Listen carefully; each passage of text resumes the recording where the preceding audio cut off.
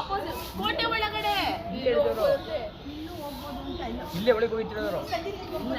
ಹಾ ಹೆಂಗ್ ಹೋಗ್ತೀಯಾ? ಇಲ್ಲಿ ಜಾಗ ಇದೆ ಪಕ್ಕದಲ್ಲಿ ನೋಡು. ಹಾ ಬರೀ ಬಗ್ ನೋಡ್ಕೊಂಡ್ ಬರೋದಷ್ಟೇ. ಇದೆಲ್ಲ ಅವ್ರು ಹೇಳಿದ್ದು ಹಿಂಭಾಗ.